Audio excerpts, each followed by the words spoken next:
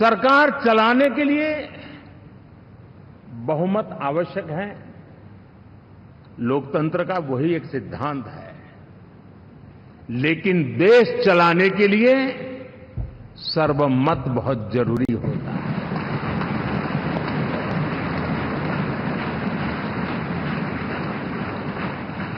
और मैं आज देशवासियों को यहां से विश्वास दिलाना चाहता हूं कि आपने जिस प्रकार से हमें बहुमत देकर के सरकार चलाने का सौभाग्य दिया है, ये हम सबका दायित्व है कि हम सर्वमत का निरंतर प्रयास करेंगे और देश को आगे ले जाने के लिए हम कोई कोर कसर नहीं छोड़ेंगे।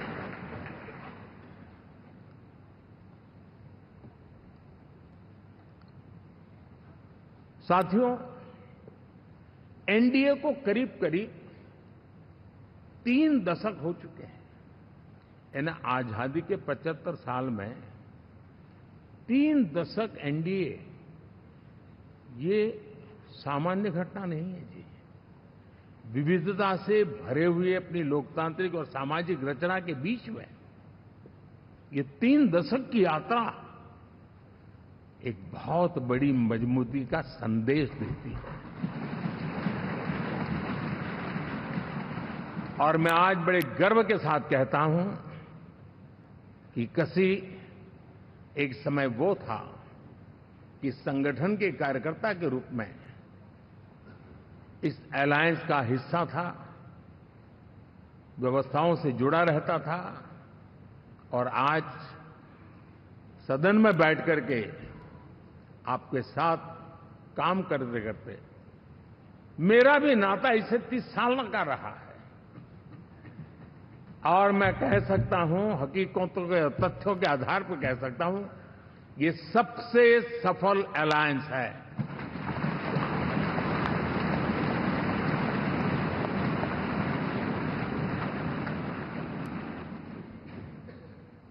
हम गर्व से कह सकते हैं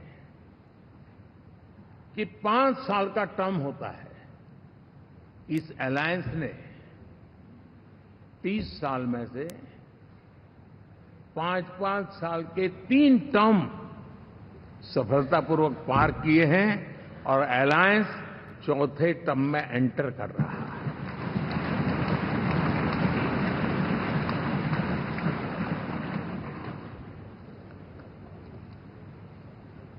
साथियों,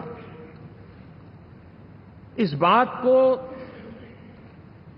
जो राजनीति के विशेषज्ञ हैं, अगर मुक्त मन से, मुक्त मन शब्द बहुत महत्व का है,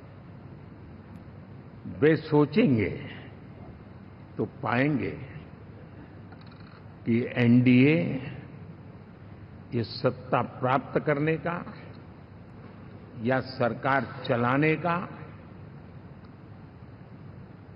कुछ दलों का जमावड़ा नहीं है। ये राष्ट्र प्रथम की मूल भावना से,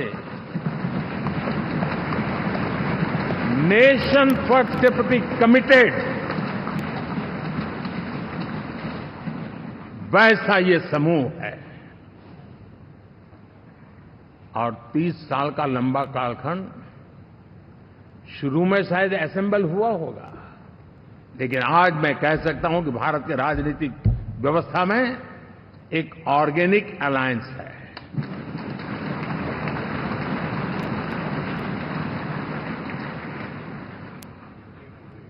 और ये मूल्य